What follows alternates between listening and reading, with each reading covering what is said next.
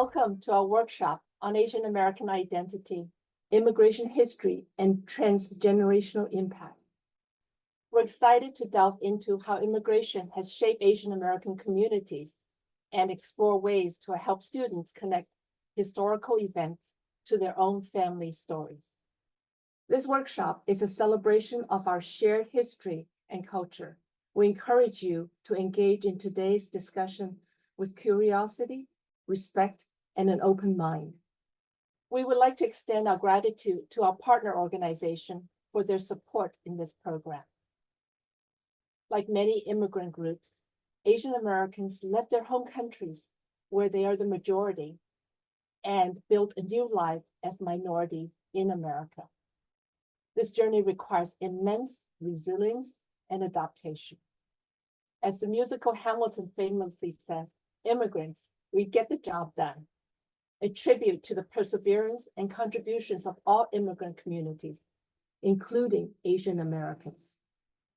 Our curricula often overlooks Asian Americans, and our goal today is to empower you with knowledge and resources to help you incorporate these lessons into your classroom, fostering deeper appreciation for Asian American heritage and identity. To start us off, our first speaker is Madeline Xu, Director of the Center for Global Migration Studies and Professor of History at the University of Maryland. Thank you for that kind introduction, and I'd like to thank the 1990 Institute for organizing this opportunity to share more of Asian American history. I'm going to do a very quick historical overview of Asian American history from the perspective of Asian Americans were really central to the development of immigration law and institutions in the United States. They were the earliest targets of immigration restrictions, and for most of US history, they were actually barred from citizenship by naturalization. And so to understand the United States history as a multiracial democracy, but then also as a nation of immigrants, we have to centrally think about the history and experiences of Asian Americans and Asian immigrants. And so this map here shows us the North American continent and multi-directional migrations from many places. It also acknowledges the presence of indigenous populations, but then also Mexicans, particularly in the southwestern region. And so this representation really tries to capture the heterogeneity of American peoples, but then also the very many different places where they are located and the histories that produced these different locations in the United States. The major national narrative is, however, focusing on the westward migration from Europe, reaching the east coast of the United States, and then westward expansion under the rubric of the kind of the value of manifest destiny, and framing the United States really as a nation of chiefly for Europeans. And this is written into early laws. The first law restricting citizenship was passed early in the Republic's history in 1790. The 1790 Nationality Act specified that the right of citizenship by naturalization. This is the legal process by which a foreign-born or an immigrant applies for and receives U.S. citizenship was restricted to free white persons. This will get expanded racially. In 1848, the Treaty of Guadalupe Hidalgo will enfold Mexican Americans as having right to citizenship, and then African Americans with the 15th Amendment. However, Asian immigrants will be the category of persons facing this racial discrimination the longest in US history. The racial restriction on citizenship is not fully set aside until 1952. And so it created this legal category of aliens ineligible for citizenship. This legal term referred to Asians, and it was actively used for discriminatory acts. Right? There are other laws here. The 14th Amendment has been the primary pushback. It was enacted to try to extend citizenship status and rights and protections to African Americans after the ending of slavery, but its language of all persons in setting forth rights of birthright citizenship, also equal protections and due process have also been critical for Asian Americans and immigrants in general seeking to combat discriminations. We see here, though, that Chinese will be the first targets of enforced immigration restriction in U.S. history. This lays out the foundations for legal restriction, also the enforcement strategies that are pretty well known today, detention and deportation, requirements that so all people have to carry documentation if they are immigrants, verifying their legal entry, or be subject to detention and deportation. This is still a major fault line to this day in terms of inequality in the United States. Chinese also set the Supreme Court precedent regarding birthright citizenship. The 1898 case of Wong King Ark established that all persons, regardless of race, regardless of parent status, could get citizenship by birth. And this has been an important toehold for Chinese Americans. I'm just going to gloss really quickly the rationales for targeting Chinese first, and a lot of the kind of the beliefs, fears, hostilities are very familiar today. It's captured in this political cartoon, which really captures this perception of being invaded and overwhelmed, despite and this political cartoon acknowledges the evident economic contributions and productivity of Chinese, particularly on the West Coast of the United States. The representation of the West Coast potentially being overrun by Chinese remains very resonant today, especially for people who want sort of more restrictive immigration controls in the present. Fundamentally, racism drove the anti-Chinese movement, and the question was posed very actively that can all persons really become American citizens? And I will underscore that in a democracy, immigration has very high stakes, because the people who immigrate, if they are then able to become citizens, they participate equally in your political system. And the charge laid against Chinese was that they were these slavish coolies, they were non-Christian, they were incapable of having these sort of free and independent kind of thinking that would be required for a real sort of participant in a democratic society. And in this picture, though, we also have captured the reality that the ideal of the republic, this is the woman in white who's standing up for the Chinese man who's just cowering in her shadows, is standing up to a mob of angry men, right? And it also reminds us, invokes for us, that the United States has a terrible history of racial violence. We can see a tree in the background with a noose invoking lynching. There's also a burning orphanage in the back invoking the draft riots. And the question is also put to the United States, whether the United States can in fact function as a multiracial democracy.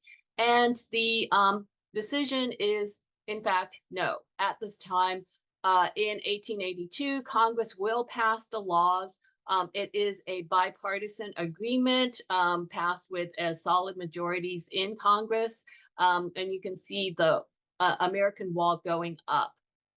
The chief location of enforcement of the anti-Chinese laws are at Angel Island, which is in San Francisco Bay. Angel Island operated really as a detention center. In contrast to Ellis Island, which is right next to the Statue of Liberty and has been so celebrated as a an immigration entry point, the juncture at which all of these immigrants from Europe became Americans. Angel Island was intended to be a barred gate. And you can see the differences in terms of how long it took to get through Angel Island and the high percentages of people who were turned away. Nonetheless, Chinese would continue to find ways to come to the United States using fraudulent identities. This is called the paper sun system. We will also have ongoing needs on the part of the United States in terms of wanting to recruit workers, needing people who are entrepreneurs to continue sort of helping to develop, especially the West Coast of the United States. Agriculture is a major employer of successive waves of Asians, Chinese, Japanese, and Filipinos. Major industrial projects such as the railroads, the Transcontinental Railroad most notably. You have different kinds of service sector businesses, restaurants. This is the bathhouse. Also, of course, laundries. And there will come a development of tourist sectors. So this is, of course, San Francisco, Chinatown, very famous in terms of also being a sort of a form of ethnic enterprise. Chinese, so as Chinese are restricted and their numbers drop, and we have more immigration coming from Japan, also India. By this juncture, Korea is mostly colonized by Japan.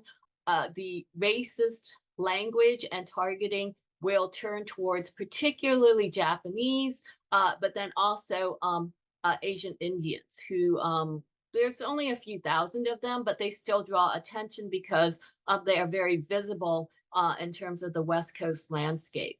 The tensions are high over Japanese because Japanese are trying to demonstrate that they can actually be good immigrants by going into farming and agriculture. They're trying to emulate sort of the classic European immigrants to show that they too, can make their living in this way, being on the frontier. But in contrast, this draws a lot of hostility. And you can sort of see here this ugly representation that Japanese are taking over agricultural heartlands. And this senator here repeatedly runs successfully on an anti-Japanese platform. So we will have a succession of laws targeting different Asian immigrant groups. Gentleman's agreement, it's actually a negotiated agreement, is the law that reduces Japanese immigration. Many states will pass alien land laws restricting aliens ineligible for citizenship from leasing or owning land. Japanese were the chief targets of this. In 1917, Congress will pass the barred zone. And here is the barred zone, and this is the map taken from the legislation. And you can see it is simply lines drawn on a map. And there could be this kind of summary dismissal of all of the people sort of coming from the zone marked out by the marked out on this map. And it was just a sort of a blunt force way of targeting certain racial populations, particularly Asian Indians. And there will be more and more laws passed restricting immigration, culminating in the 1924 Immigration Act, which is the most restrictive immigration law in national history, which sought also to reduce European immigration. And it did this by imposing very steep quantitative caps. It was a numeric restriction.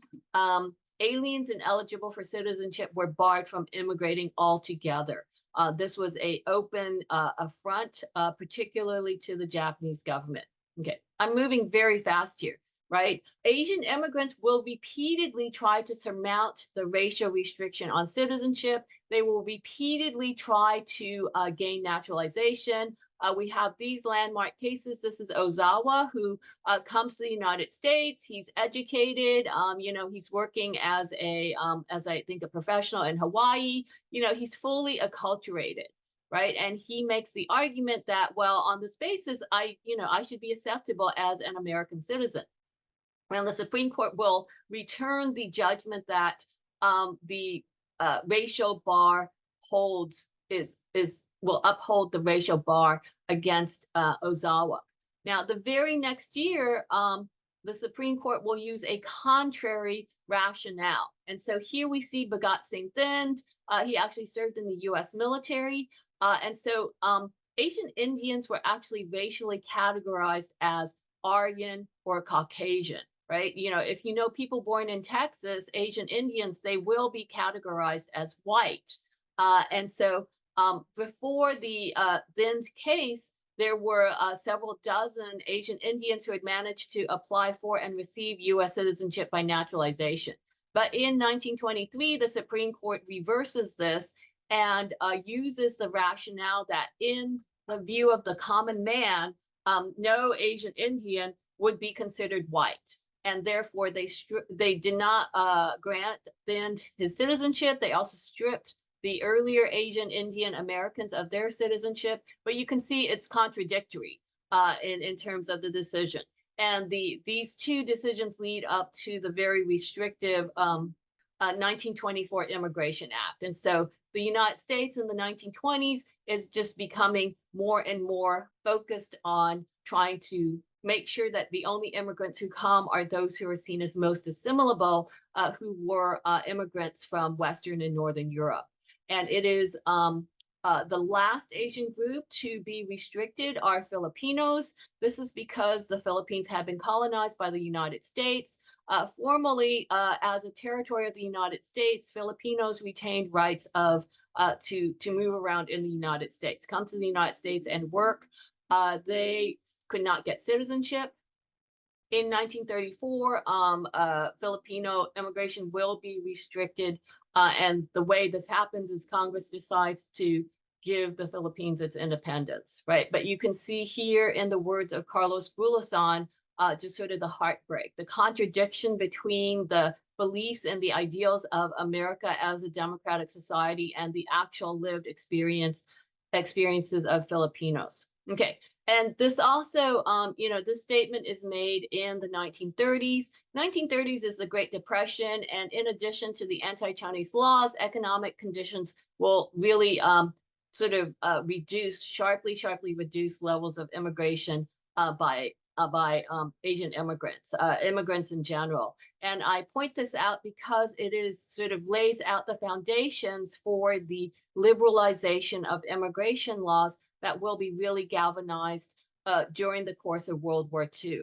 And, you know, if people learn about Asian Americans, it tends to be about the Japanese attack on Pearl Harbor, but then also the incarceration of Japanese Americans. And so in World War II, we see the worst examples, the worst sort of implementation of anti-Asian racism.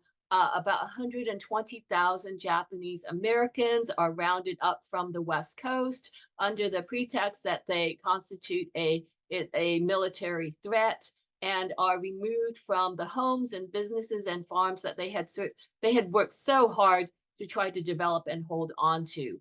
2/3 of the Japanese American incarcerees were US-born citizens. There was never any evidence of espionage or sabotage. And then, of course, another contradiction is that many Japanese Americans were drafted directly out of the incarceration camps and served in the military during World War II. The still legendary 442nd Regimental Battalion, which to this day has still earned, for a unit of its size, has sets the record in terms of recognitions for valor and sacrifice. The World War II, however, produced this possibility of political alliance, superseding racial differentiation, as captured in this pretty famous, I think this is from Life magazine, effort to educate the general public on how to be able to tell good Chinese from bad Japanese. And, you know, and if you sort of pay attention to the descriptions, what it does is it really makes Chinese sound like they look more like white people, and Japanese look sort of more like short yellow Asians, unreliable. But this sort of the prioritizing of politics over race. And so, for example, in the case of Chinese, they could be sort of trying to fight against Japan on behalf of China and also on behalf of the United States. And so in World War II, it becomes possible to be a good Chinese American, right? Filipinos also fight in World War II. The World War II opens up many more sectors of the sort of factory jobs, jobs in munitions, sort of white collar jobs to Asian Americans who had previously been shut out. And of course, here we see Daniel Inouye, who served in the 442nd, and you can see he's lost his arm, right? There is a very fast turnaround after World War II in which Japanese Americans become recognized for their what's called martial valor, but then also their civil compliance with incarceration. And so there is this shifting out in terms of Asian Americans gaining forms of integration. So for example, you see here, Chinese Americans actually served in integrated units racially. And this represents a significant shift. China was the United States' most important ally in Asia against Japan. This in combination with the sort of the dramatic decrease in immigration, right? And so all Asian American populations basically are sort of, there's very little immigration across the 1930s. And this, I think, really reduces the sense of immigrants from Asia constituting a yellow peril. There will be more and more attention being paid to migration coming in from Mexico. But so there is a reduced sense of crisis and need to gatekeep. And this will contribute to liberalization laws. And so the Chinese exclusion laws will be repealed in 1943. Chinese will gain citizenship rights for the first time. Next, we have Filipinos and Indians also gaining immigration quotas and also naturalization rights. I should say the quota system just puts them on the same system as immigrants from Europe. In practice, Asians had tiny quotas. Some countries only 50 per year, some only 105 per year. We also have things like the War Brides Acts. And for the first time after World War II, Asian immigration actually was more female than male for the first time. And there will be a sort of a piecemeal set of liberalizations culminating in the 1965 Hart-Celler Act, which is the main frame of immigration regulation in the present. One of the things it does is it gives all countries the same immigration cap, and it implemented a system of recruitment for skilled workers. And this then opened up the possibility for Asians to immigrate. And Asians still disproportionately immigrate through the skilled employment criteria. This means that many Asian immigrants arrive already college educated. They are then able to use the family reunification to bring over extended family members. And so if we go back here, this is reflected in the dramatic increase in terms of Asian immigration. Right, so we have the yellow band is the Philippines and also China, also significant immigration from India. The Indian American population has just recently become the largest Asian ethnic population in the United States, in part because many Asians come to the United States for graduate study disproportionately in sciences and engineering, which then maps very readily onto employment. In 1990, it's not described here. Okay, in the 1990 Immigration Act enacted the H-1B visa program, which expands the numbers of people who can come in using these visas as skilled employees. A great majority of these workers come from Asia and especially India. Okay, I also want to just add in very quickly, we also have a new immigration in the form of refugee immigrations, particularly after the Vietnam War. And here you can sort of see the numbers I think the green should be coming in from Asia. And so Southeast Asian immigration is a new sort of ethnic population and community formations, but it will produce, and so we can see just the kind of the changing in terms of the racial and ethnic composition of the United States here. And then here we can also see there has been sort of significantly more heterogeneous Asian American populations from 1940 up to into the 21st century. This is still pretty fuzzy, but okay, actually, let's go to here. The disaggregated data is really important for Asian American populations because they're very different levels of and types of educational attainment broken down by different ethnic groups, also just sort of by immigration pathway, just the what's the cultural capital that Asian immigrants bring with them varies significantly from place to place, which I'm sure Sebastian and Vivian will talk more about. And then this is the last slide. And so Asian immigration has overtaken Latino immigration, but the responses are very different from what we saw in the 19th century. Asian Americans are very often perceived as exemplary immigrants, highly educated, and so apart from Chinese, are not coded in the same way as being foreign threats. Okay, I will just stop here and stop share. Excellent. Thank you so much, Madeline. That was a very incredibly condensed and comprehensive run of our immigration history. Next up, we have Vivian Louie. Vivian is the professor of urban policy and planning from the Hunter's College of the City University of New York. Thank you so much, the 1990 Institute, to Sandra, to Grace, to Stephanie, and to Louis, doing all the important behind-the-scenes work, and of course to Madeline and to Sebastian, and to everyone in the audience tonight. I'm thrilled to build on what Madeline has shared. So I just want to give you a brief overview of what I'm going to talk about. So first, I'm going to talk about post-1960s family dynamics in Asian immigrant families, and how this shapes the experiences, expectations for children, right? And of course, their identities, especially children born in the US, or if they were born elsewhere, they were raised in the US.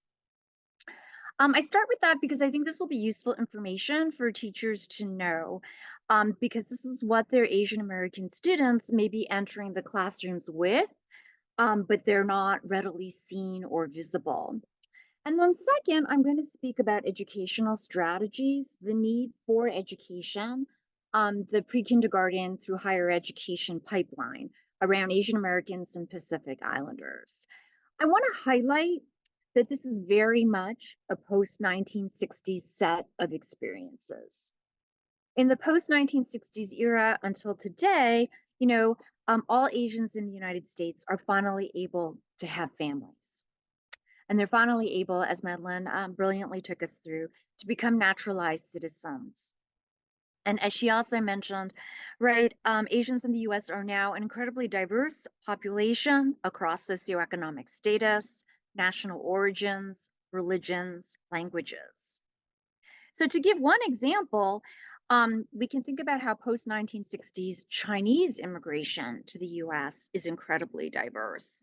Right? And that wasn't always the case. So for example, I'm part of the historical migration that Madeline talked about of labor migrants from Toisan in southern China in Guangdong province, right? From the mid-19th century into the mid-1950s. But it wasn't until the 1940s that we could actually have families in my extended family in the US. Today, though, post-1960s immigrants from China, they trace their roots to a dazzlingly diverse array of regions and languages. So with kind of that in mind, I'm going to talk a little bit about family migration dynamics, cultural transitions, and children's identities, what we should know.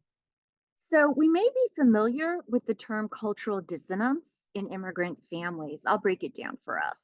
But cultural dissonance refers to the tensions between the home country cultural values that immigrant parents retain in the United States to raise their children, the tensions between those values and so-called American values. So if you've ever read a family memoir, a fictionalized account, for instance, we would see this, right? Faye Manning's novel Bone, about an American-born Chinese woman growing up in San Francisco's Chinatown. Jhumpa Lahiri's fiction about the lives of Asian Indian immigrants in the United States. Supreme Court Justice Sonia Sotomayer's beautiful memoir, Beloved World, about growing up in a Puerto Rican family in New York City. So cultural dissonance exists. What does it look like? Well, for instance, it exists in terms of food, in language. For the purposes of today's panel, Asian foods in the house, Asian foods in children's lunchboxes, Asian languages other than English spoken in the home, and of course, norms around staying out late, going on sleepovers, dress, especially for daughters, right? Dating, who to date, can you even date? There's also the cultural dissonance between the ethnic values that Asian immigrant parents think are authentically cultural, right? Even though those values may no longer exist in the same way in the countries of origin, right? With the passage of time. And of course, the one thing I want us to also understand is young people often have to make sense of all of this for themselves, right? So we might think of it as being a lot to hold, a lot to process, but definitely part of, their upbringing. Next, I want to talk a little bit about cultural and language brokering in immigrant families. And this is particularly relevant for working class Asian immigrant families, right? This is another key dynamic that we should know about. This is when children have to translate not only everyday English language, but really fairly complex American institutions, American norms, American terms for their immigrant parents. And oftentimes they do this when the children are just really young, really too young to understand what all of those things mean. This can be translating bills, other official correspondence, translating at the doctor's office. Think about all those complicated medical terms, right? At the DMV. I want to say that I grew up doing this for my own immigrant mom who doesn't speak much English. She certainly doesn't read or write it, even though she's literate in Chinese. And what researchers have found is that there can be both positive and negative effects for children who do this kind of cultural and language translation work for their families. But regardless of the impact, there's definitely a lot of pressure put on kids. There's a lot of responsibility placed on the child. And I also want to say that it's not always readily seen. I think most people who know me, maybe they don't know me super well, but they would never have thought that I would have done this for my immigrant mom, but who else was going to do it? I'm going to turn now to Asian immigrant families and the expectations that they have for their children's education. And the key point that I'm going to make in this set of remarks is we need to understand perceived discrimination as a key factor for both working and middle class families, also upper middle class families. And this is a story of post 1960s immigrant optimism and immigrant pessimism based on what immigrants actually find here. And I'm drawing on the work that I've done, the work that Min Jo, Jen Lee has done, Grace Cao, and many others. But based on that work, we know that Chinese and Asian immigrant parents, they see the more open, the more accessible American educational system, the public schools, K through 12, they see that as a positive. They see the more open and accessible higher education system also as a positive, right? Even private colleges can be affordable with financial aid. And they also quickly learn that these higher education credentials will translate into higher wages and non-manual work for their children. And they quickly see that education is going to be a key route to the success, the economic success of their children in the US. But there's another key US context that motivates Asian immigrant parents, including the Chinese, and that's cause for immigrant pessimism. And that's the potential racial discrimination that parents feel their children will likely encounter here as non-whites. Parents feel their children have to do well, have to excel academically, because otherwise their children will not get opportunities. For the same reason, parents hope that test-based fields, like medicine, for instance, can shield their children from racial bias that they might experience in fields that rely on more subjective criteria, like the arts, right? Politics, perhaps. Education is seen as a way to level an unequal playing field. So I want to just bring in the work of sociologist Tazeen Shams. She found that South Asian Muslim immigrant families in California express the similar kind of pessimism in their experiences based on race, based on religion, and they similarly prioritized education as a response. For them, this happened in the wake of the 9/11 surveillance of Muslims and South Asian individuals misidentified as Muslim, right? And the parents in California, they feared discrimination for themselves and their children as, quote, Muslim people of color, end quote, that would trump their middle and upper middle class status. So in sum, just to sum up this portion of it, this is a post-1960 story of Asian immigrants finally having the chance to create families in the US after nearly 100 years of not being legally allowed to do just that, right? These families are encouraged by immigrant optimism. They're daunted by immigrant pessimism based on what they find in the US. This shapes the aspirations they have for their children, how they raise their children, and how their children experience life here and form their identities. Now, I'm going to speak a little bit now about educational strategies, right? Pre-kindergarten through higher education. And I'll open with an amazing K through 12 resource that I think Stephanie's going to put in the chat. It's entitled Hidden Voices, Asian American Pacific Islanders in US History, produced by the New York City Department of Education, or the DOE for short. I just want to express gratitude. I always like to do that. So gratitude to the amazing people who created this stellar curriculum resource: New York City Schools Chancellor David Banks, his team Lucius Young, Linda Lowe, Joe Schmidt, Brian Carlin, and Jenna Rial. Both our present Mayor Adams and our past Mayor de Blasio supported this work in New York City. This was a partnership of the New York City DOE and the Museum of the City of New York, right? They launched a series actually called Hidden Voices, of which this AAPI volume is part. And what the AAPI volume does is it highlights the significance of key Asian American and Pacific Islander figures from our past and our present.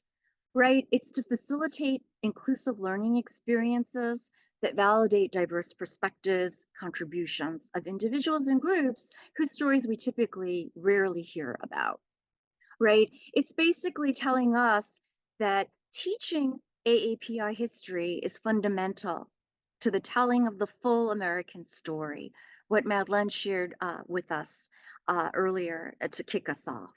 400 plus pages, if you open the virtual link, reflects the work of also an amazing team of lead scholars, including from Hunter College. Full disclosure, I'm one of them, right? Also writers, reviewers. Special shout out to Dr. Lynn On, Chris Kwok, Dr. Caitlin Goulding, all at Hunter, along with Frida Lin of the Uri Education Project, with Dr. Goulding also heads, and Dr. Kyati Joshi of Fairleigh Dickinson. I would encourage you to check it out. It provides essays, overviews, 38 profiles of notable individuals. Everything that Madeline talked about, of course, is part of it. Even though it's produced by New York City, it's national in scope.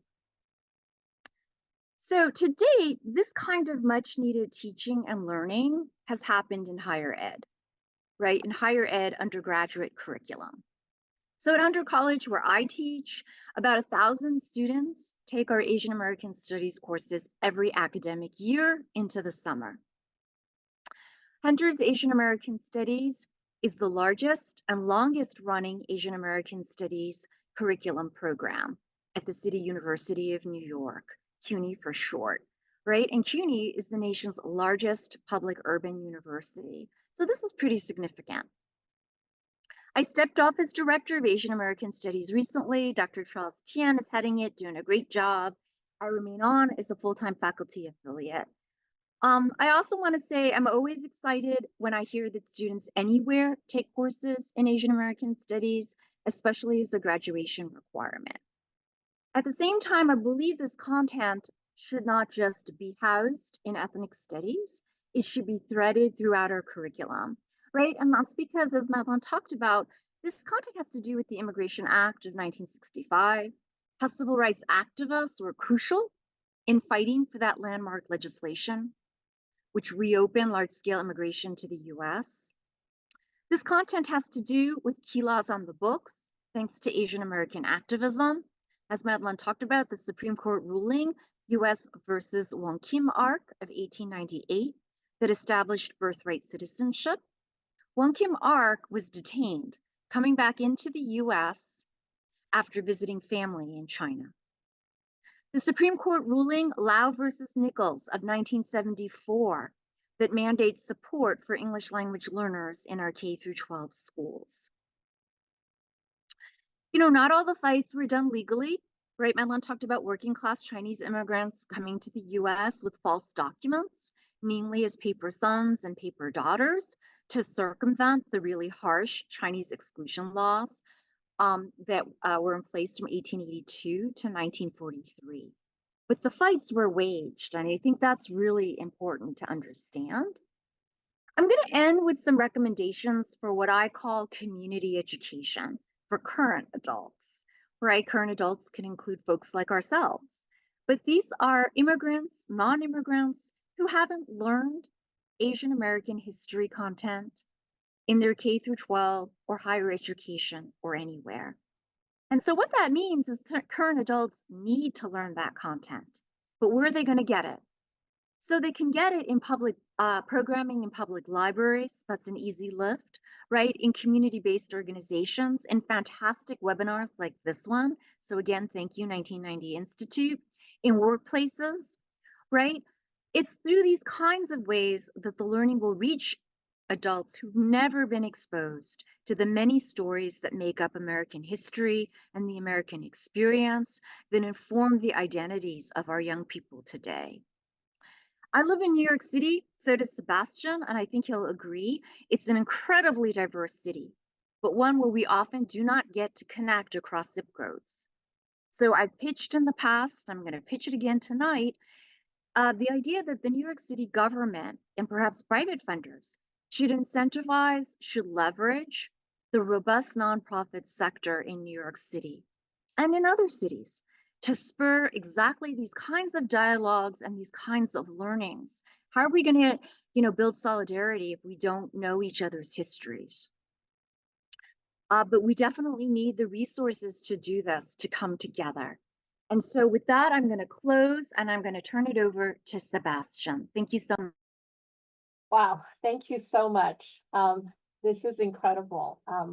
I think part of our jobs here is not only providing information on the subject, but resources that you can bring and further enrich your own experience and knowledge building.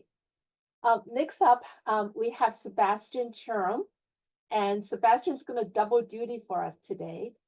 He will not only present on immigration families and schools, but he also will be our moderator for the conversation that we will have with all of the speakers. Sebastian is a Vice Dean of Research and Equity, Associate Professor of International Education, New York University, Steinhardt School of Culture, Education, and Human Development. And thank you so much, Sebastian, and take it away. Thanks so much. To echo the gratitude of my two much more esteemed than me predecessors, Madeline and Vivian, thanks to the 1990 Institute. it's always great to hear other scholars and other experts just talk about what they're great at, right? It's exciting for scholars as well, and I hope also for the audience.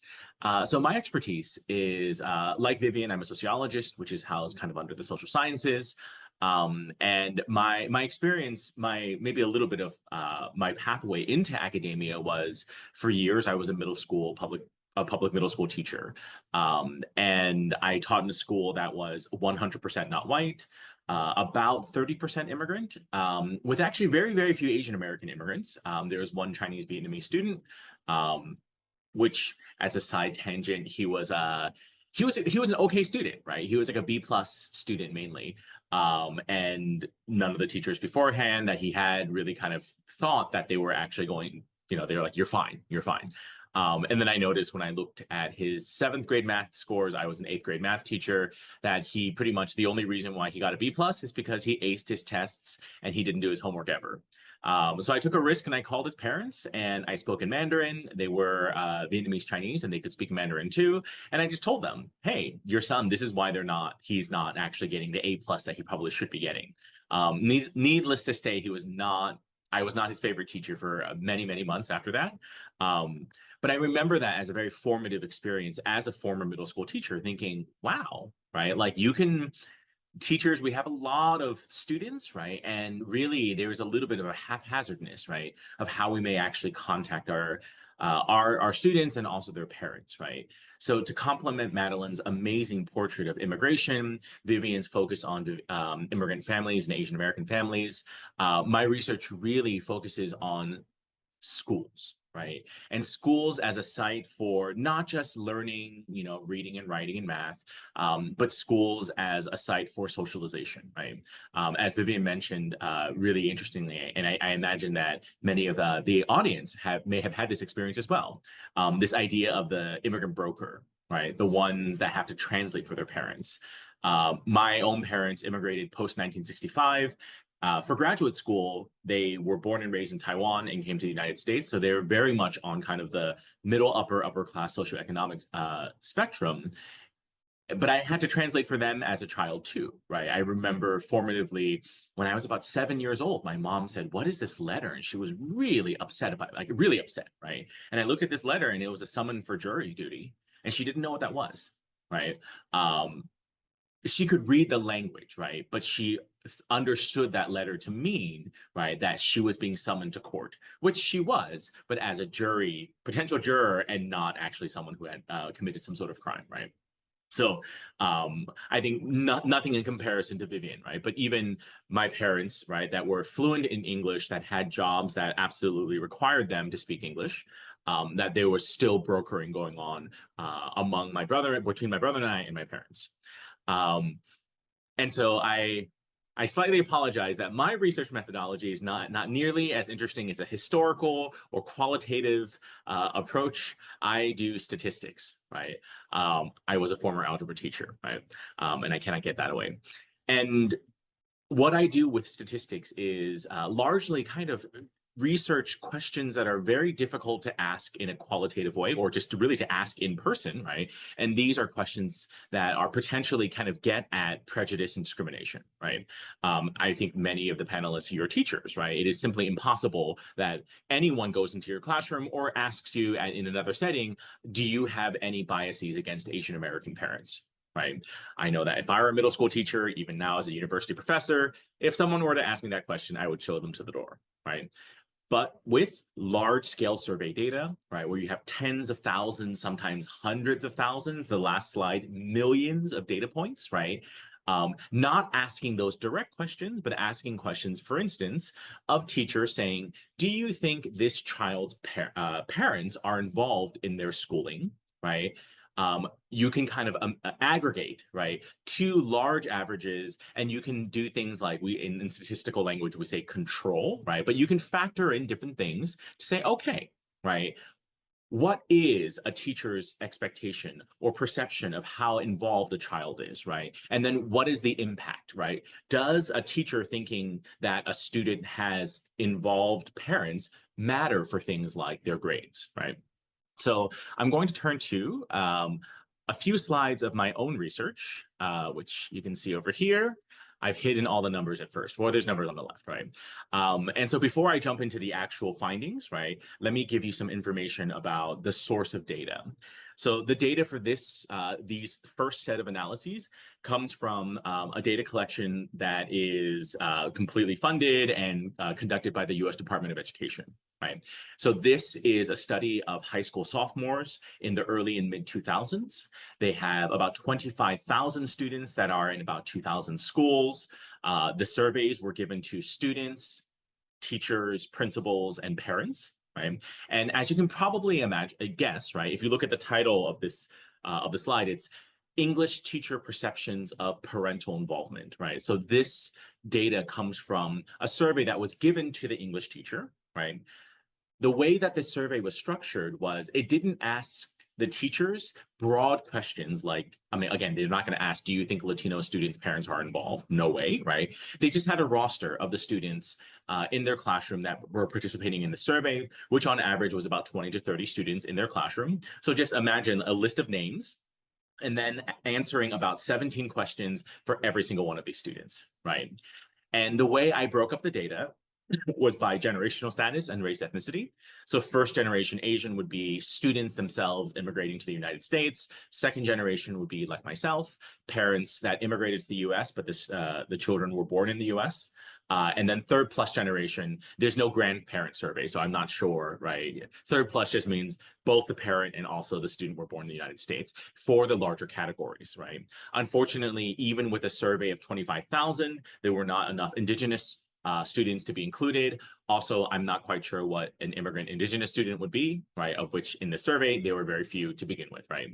And if you notice all the way on the right, you'll see that for white students, there's no third plus generation. They are the reference group, right? They are the ones that I'm comparing all of the other groups to, right? Just because you have to pick a reference group in this kind of statistic, right? And so let's see if the patterns emerge. Right. So you may see the lighter color bars, right? The lighter color blue bars. And this in statistical lingo means that it is not a statistically significant difference, which means even though there's a bar, right, it means that there's actually no difference from third generation white. And the only bar that's actually quite solid is for first generation Asian students, right? So what does this mean, right? The first formal sentence is, right, English teachers perceive that parents of first-generation Asian students are less involved than of multi-generational white parents, right?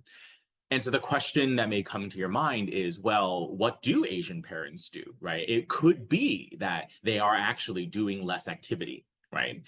And so first, I would say that as a former middle school teacher, I had very little idea, like little evidence of how parents actually did parent my students. I had many assumptions, right? Many assumptions, which I later realized were actually quite race and social class based, right? So if I had a student that was a Black student that was not doing well, right? At the parent-teacher conferences, we would have a different kind of approach, right? I would say a more negative vibe than if it was a Latino student that was, you know, doing great in class, right? And so these models actually, and you can see in the very bottom, they factor in many ingredients, right? And notably, there on the parent survey, there's about 52 questions asking parents, do you take them to the museum? Do you check their homework? Do you look at their report card? Many different questions, right? And so I compare in this analysis, right, first generation Asian parents that do a lot to third generation white parents that do a lot. And on average, English teachers think that the parents do less, Asian parents do less.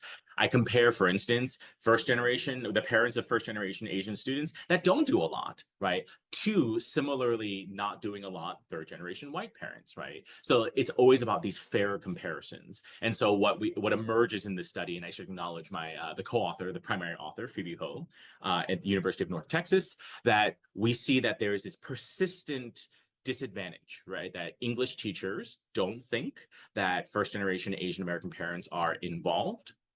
And then when we turn to math teacher perceptions, we see that for Asian students, there's actually no disadvantage whatsoever or no difference, right? And why would that be, right? Why would it be that English teachers think that Asian American parents maybe are not doing the most, but for math, they're fine, right?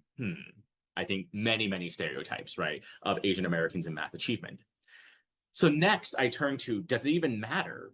Does it matter if you have a teacher that thinks that your parents are highly involved? So in these analyses, I take into consideration things like the student's GPA, the student's actual SAT scores, all of these different ingredients, right? And so this is kind of saying, beyond the student characteristics of whether or not, right, they, their GPA predictors or whatever, that beyond these, doesn't matter if a teacher thinks that parents are highly involved. And the answer is absolutely yes. If you look here, persistently, the unmatched and matched are just two different types of analyses, right? But you can see that when the blue bar, which means that teachers think that they are highly involved, you can see that students have on average a higher GPA than similar students, right, where the teacher thinks that the parents are not involved. Right. So this is pretty, I would say, pretty solid evidence, right, that teachers' perceptions of the parents matter, right? This is a similar analysis, but it's asking whether or not the teacher would recommend a student to academic honors, right? So again, on the teacher survey, there's a set of questions that ask this. And here you still see, right? And this, the difference is actually it's a wider difference, which makes sense, right? Because these are teacher recommendations, right? Based on teacher perceptions. But in analyses that you can see here, it's actually quite sad. There's ways of saying, for instance, right, like how much does a teacher's perception of parental involvement matter? And it matters about half as much as the student's actual GPA, which is a pretty big deal, right? If you think, as a teacher, who am I going to recommend to take the next highest level of class? It should be really your GPA, right?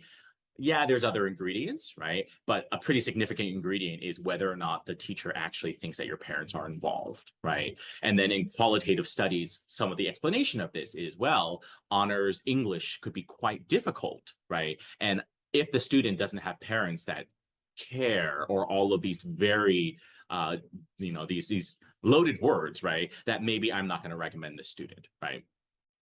So here are another set of same data set, right? But it's looking at kind of the social network of students, right? And so specifically, I'm looking at how much do friends, parents, and teachers academically support.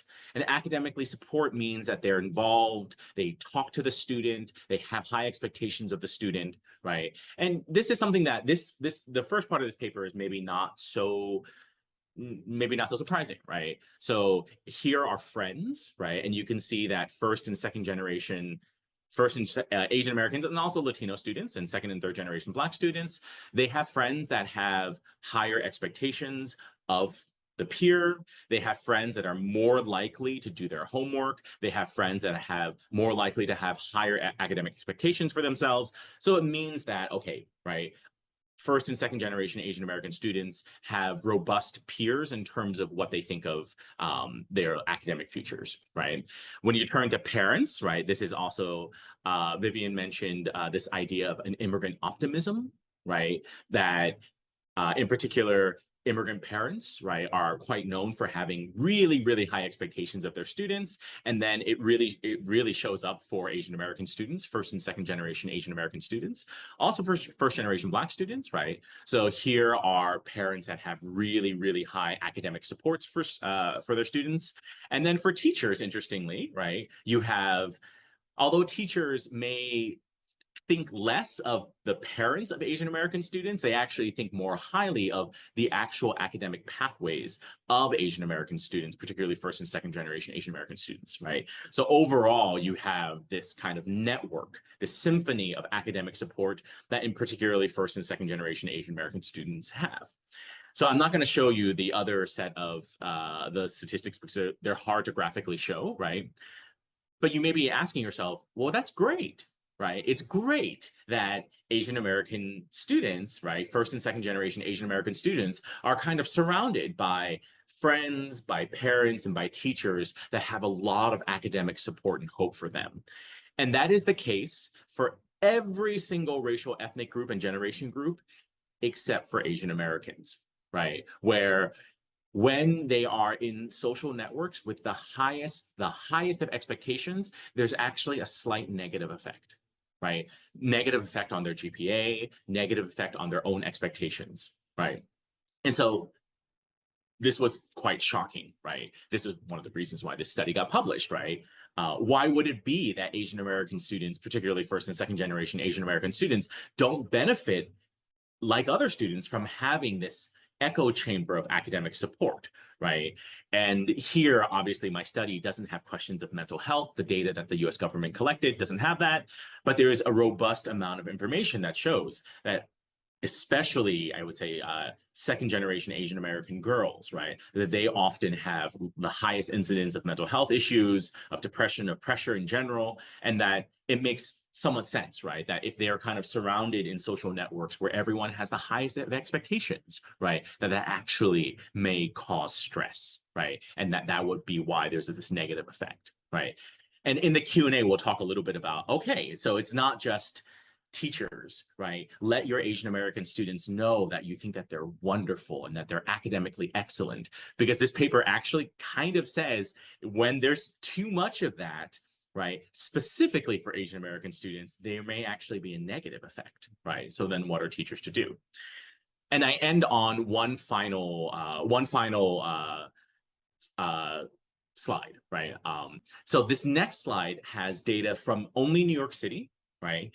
And it's not a sample of New York City students, it is the universe, right? So NYU is privileged to have access to administrative records for every single New York City student in the Department of Education. That's 1.1 million students every year. I think this slide actually takes 4 years of data. So there's almost 2 million, I think a little bit less than 2 million students in this, right?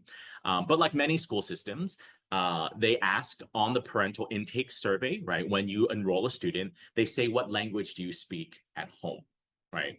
And so this next slide shows only ethnically Chinese students, but splitting up languages by Cantonese and by Mandarin, right? And there are not a lot of places in the United States you can do this, right?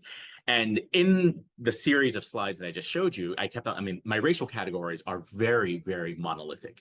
Asian American, right? As Madeline was saying, like, as you had Chinese and Japanese and Indian and Filipino kind of join into the category of what is Asian America. And here I literally I can't, the survey doesn't ask for ethnicity. And how that's also incredibly important, right? That when you're working with Asian American youth, right, it is a meaningful racial category, but at the same time, there's incredible diversity. And among any racial group, I would say that there's the most ethnic diversity among Asian Americans, right? You take 60% of the world's population, you put them in the United States, and we're one group, right? And so here is just a few academic indicators, right? I know I'm a little bit over time. This is a graduation on-time high school graduation rates for Cantonese speakers, which is almost 90%. And then for Mandarin speakers, it's actually almost 20 points lower, right? This is just in New York City, right? So if you were to use, not Asian American, if you were to use a Chinese category, right, you would literally be erasing, right, the meaningful difference between Cantonese speakers, right, where Vivian, you said that your immigration history is from areas of China that are Cantonese speaking, to the more recently arrived Mandarin speakers from Fuzhou and other parts of southern China. And then you can see also, if you look at the other academic outcomes, right, that Cantonese students and Mandarin students do not necessarily resemble each other, right?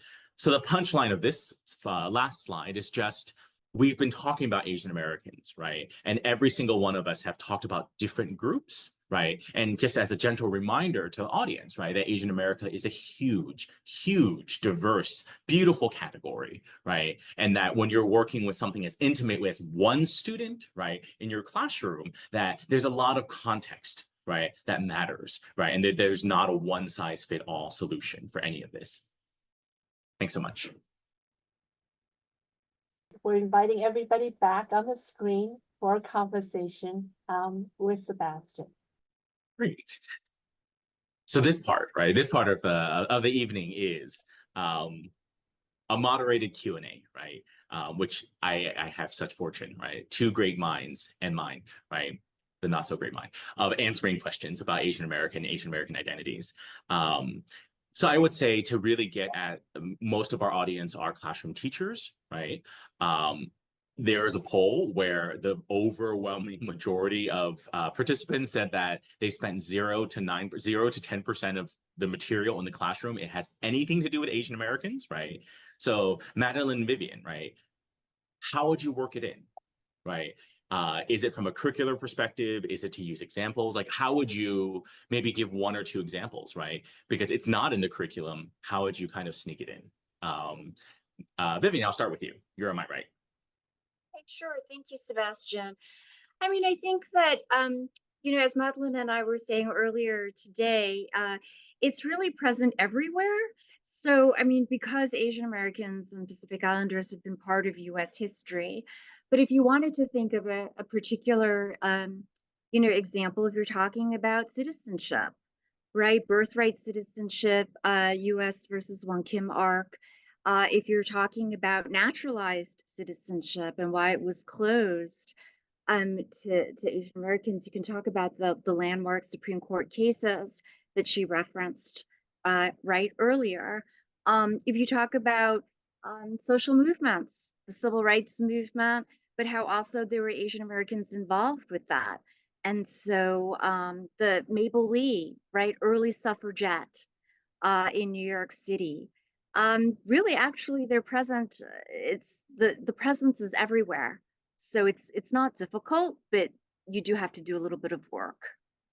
Madeline, you mentioned that in your segment that oftentimes, right, curriculum is taught. Asian American curriculum is about Pearl Harbor, right? So to add a twist to the question of how do you sneak it in, how do you work it into the teaching, how also are maybe some things to be wary about, right? That teaching is not having more content is not always the best way, especially if it's focused on kind of old and tired stories.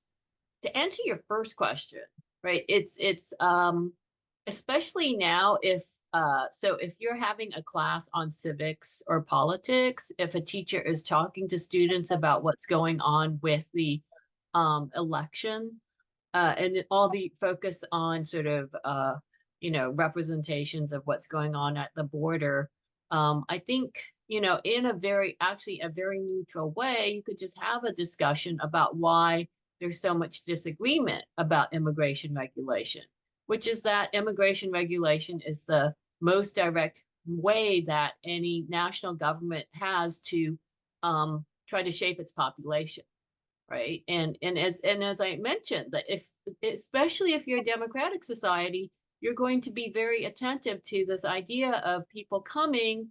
Are they the people that we want? And I oftentimes have my classes go through this exercise of thinking about, okay, if we look at a map of our geography, do we want to have immigration restrictions? If we're going to have immigration restrictions, what should they prioritize, right? And inherently, immigration restrictions are discriminatory, right? You're making decisions. It is an expression of national values, right? National priorities. What goes into those immigration laws? What goes into those citizenship laws? I mean, you could do a little background and say, well, for most of US history where we've had immigration regulation, the primary criteria have been race and national origins. Do we think those are is this going to produce kind of the most high caliber population? Are there other kinds of values? And and we see some of this, right, in that kind of very, very rushed overview that I gave, that there is this retreat from emphasizing race and national origins, in part because with World War II, there was just this kind of tragic acknowledgement that if we're going to place so much emphasis on race, we end up with something like the Holocaust, right? That was sort of the ultimate outcome if you really believe that races were so different and incompatible. And there has been a retreat, right? And it also is in consideration with Asian immigrants that the United States works out. Actually, there are other things that we want to prioritize in terms of who we recruit as immigrants. We want people with education. We want people who will, help us develop our economy. The economy has shifted so that technological innovation is at the sort of it drives economic competitiveness, right? And so there's, so it can be a discussion of just immigration policy and then also civics.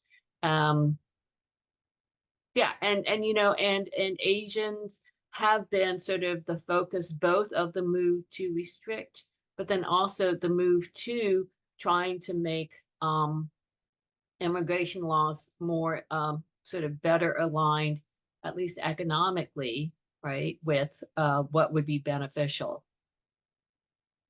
Thanks, Madeline. If I could just add to that, because it provoked something in my brain. Thank you so much.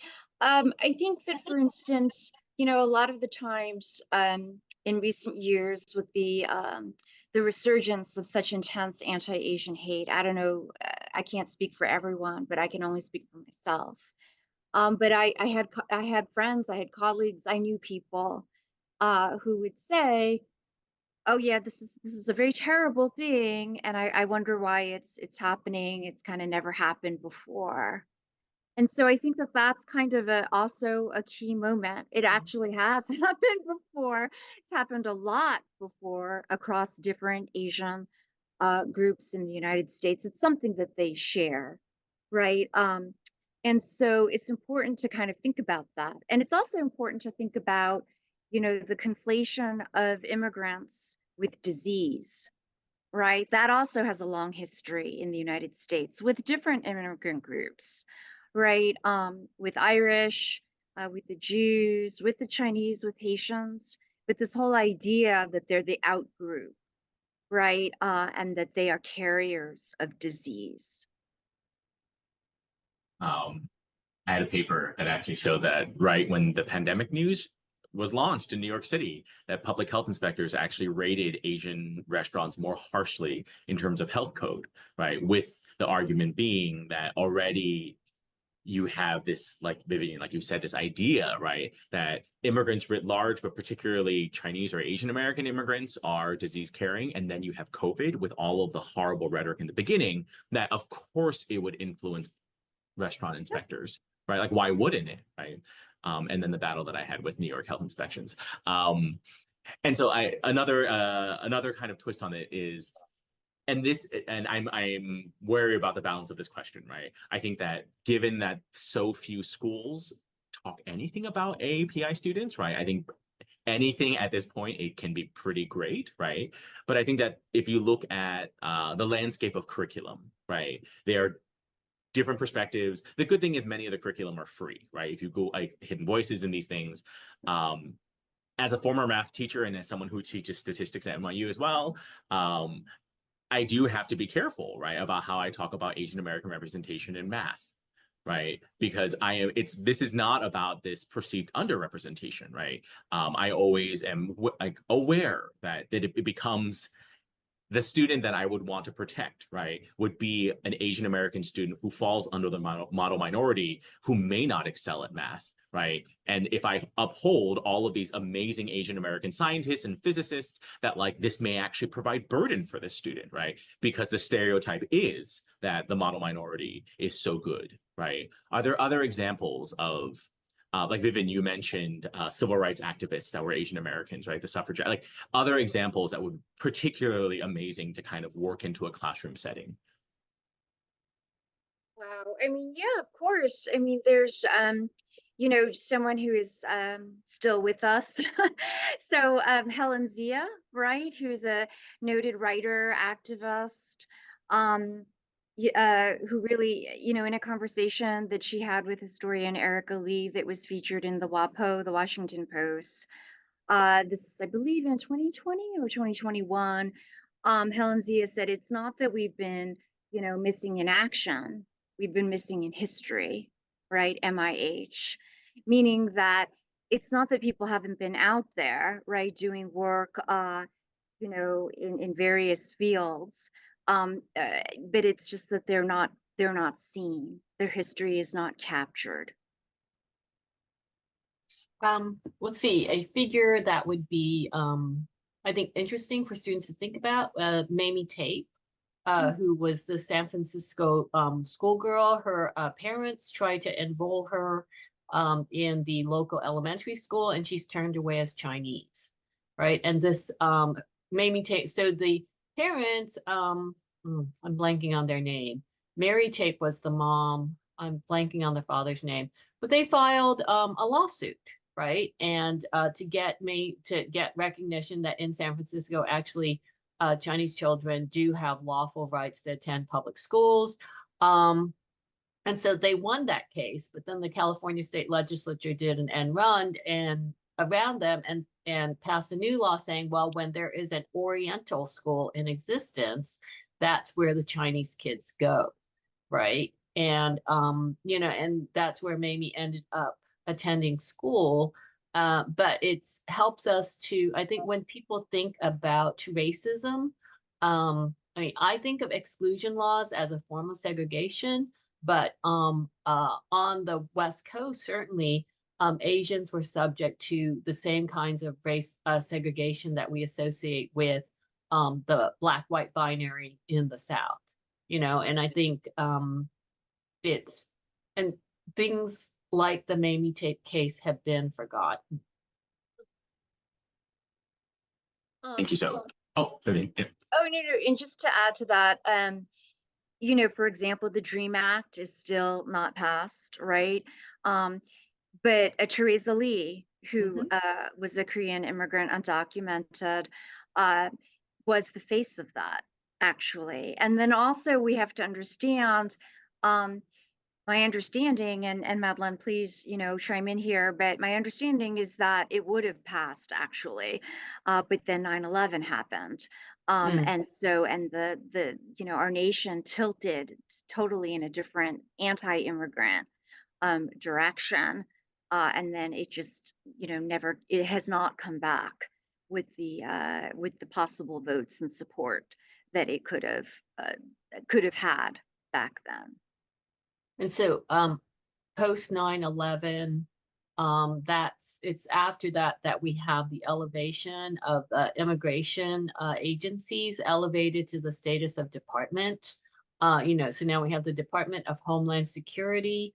You can look at the different places where the immigration bureaucracy has been housed. At one point, it was in commerce. At another point, it was in labor. But now it's in the Department of Homeland Security, which helps you understand how immigration is perceived in the in the current management and regulation. I hope this makes sense. But since 9/11, the budget devoted to securing U.S. borders has just steadily increased, right? And there's a lot of scholars who have written about militarization, just sort of the extraordinary levels of resources that are put into detention centers. It's just, there is a real has been a real magnification in terms of trying to really shut down immigration, which it did start. It did start with Chinese, right? The powers to differentiate people on the basis of being aliens, foreign-born aliens, also the powers to detain and to deport. This was happening across the 1890s. And the Congress legislates the powers to the executive branch to use these measures to enforce the Chinese exclusion laws. We have to remember they were racist laws. Chinese will challenge them as violating equal protections in the 14th Amendment, but Chinese will lose, right? So all three branches of government with regard to the racist laws targeting Chinese supported these sort of very expansive powers claimed by the federal government. And so I think you can say it's history. You can also say it's just sort of civic lessons about this really, I think, divisive, and then also arguably one of the major forces for inequality in our contemporary society has to do with just sort of the different kinds of rights and statuses provided to immigrants of different kinds. There's a set of questions that the audience is asking about. Like, how do you even talk about race, right, as a concept? within the classroom. And I think we kind of answered that, right? Yeah. That to talk about U.S. history as a story of race, right? To talk about democracy, constitutional, and even to the idea of mental health and belonging, right? That not that there's something that's more substantive or not substantive, but like it's really difficult to say that the Chinese Exclusion Act didn't have anything to do with race. Right? Oh no, Like it's Chinese were the only group identified by race. And then some of the challenges around enforcing the Chinese exclusion law was to try to figure out, okay, who did this actually apply to? So the law defines Chinese persons as up to 50% by ancestry. But if you didn't look Chinese and you didn't have a Chinese name, you know, whether or not, I mean, this was the case of the author Edith Eaton, Sui Sin Far, who had a British father and a Chinese mother. And Edith Eaton made this choice to present as Chinese American. And her stories, you know, many of them explored Chinese American lives, and it was very brave. Meanwhile, her sister, Winnie Eaton, decided to present as a Japanese author and wrote, I guess, these kind of romance novels set in Japan. Winnie actually was a better seller during their lifetimes. I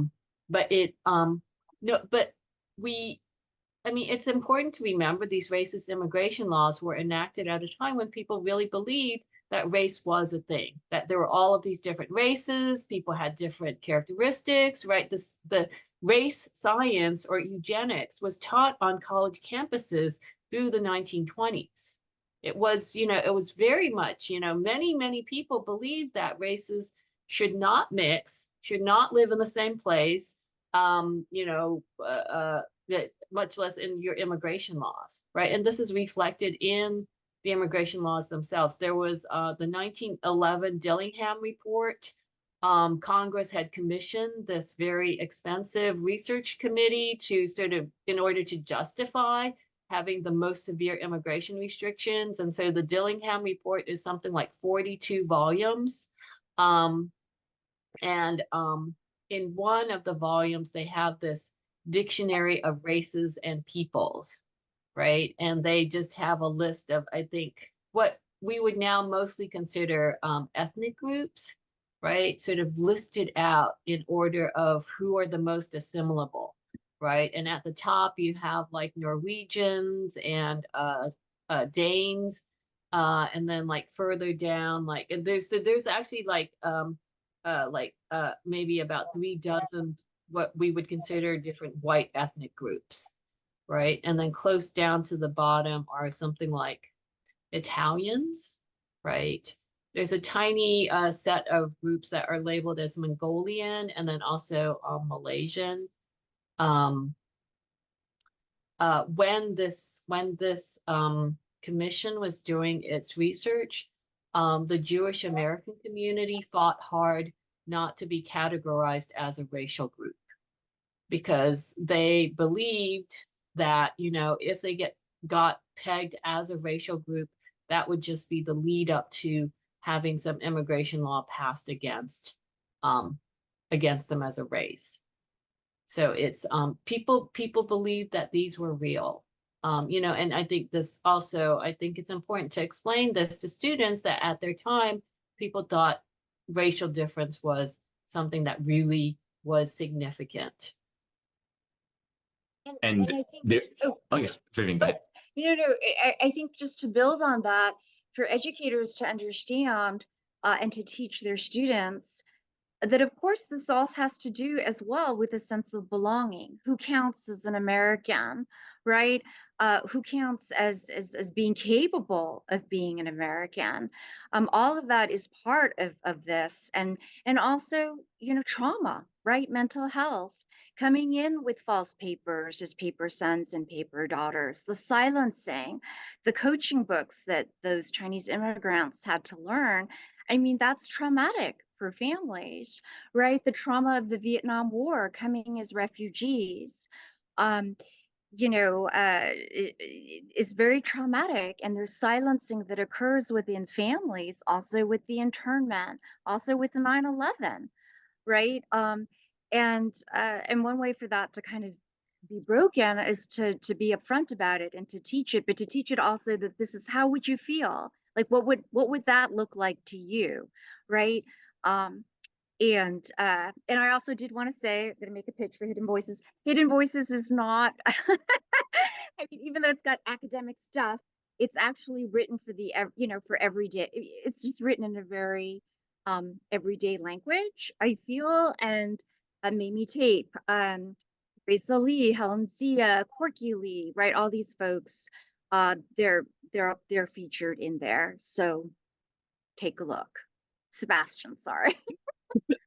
And there's a set of questions of like, and these are the kind of broader epistemological ones of, okay, so we're teaching to teach Asian America and AAPI is to teach about history, but so much of that history is about atrocities. So much of the history is about, horrible things that the government did, society did, right? And I would say that my way of teaching this, so it's not just everything is horrible, right? So some of it is, I think that there's so little mention of Asian American APIs in curriculum, so that even mentioning and teaching about how laws were created specifically around exclusion, right, of Chinese, of Filipino, of Japanese, right, that is a visibility, right? Because I feel like I mean, this is like 30 years ago, but when I was a elementary middle school student, right, there was nothing, right? There was like Joy Luck Club, right? So to even hear about identities in history would be a huge start, right? But I always say that whenever you're teaching about an atrocity, if it no longer exists in that exact form, who was the one who fought to make sure that it didn't exist like that anymore, right? Behind every one of these, and this is the way that I teach about, for instance, US enslavement, right? That it's not just, oh, and then emancipation happened, right? But the struggle of all of that, right? And who were the leaders of that struggle, right? It wasn't nice white people, right? It was enslaved, right? Or formerly enslaved. And similar to all of the stories of, of Mamie Tate, right? That you can tell her story as, look at this atrocity, right? But then there's her story and there's videos, right, that we've shared about her actual experience with all of this, right? And how she's probably the bravest, one of the bravest, US figures out there, right? And so some of it is, I always say you can teach about these things, right? About bad atrocities, but centering it on the individuals who then undid it, right? Or, I think Vivian, you and I have talked about this before, right? A lot of our work is with families that we struggle not to define them by their marginality, right? And that despite all of, I hate to use that language, right? But like literally there's beauty in so much of their lives. And that as the teacher, you have the power to also focus on that, right? So it creates a three-dimensional portrait of a person, not just this is a group that got excluded and then somehow went away, right? But I know that we are very much at time, so I want to invite back Sandra. Thank you so much for the questions. We will work hard to share the material. Yes, Sandra. Thank you. Oh my God, I wish we had like twice as much time. And thank you everybody for being here, contributing this conversation. And I hope we have sparked some really interesting conversations here. And thank you for your time and engagement. Remember to take advantage of the available resources we have put forth for these important topics. We've also created a lesson plan that's ready for you if you fill out the form to access this in the chat box. Looking ahead, we have a two-part workshop on China's economy transformation. The first session will be on November 13th, and the second one will be on March 24th. Keep an eye out for the registration detail, which will be available soon. Lastly, don't forget to exercise your right to vote, a privilege many immigrants have fought for. It's a vital part of your civic duty, so make sure your voice is heard. Thank you, everyone, for your participation and your active listening and engagement in this important topic. Good night.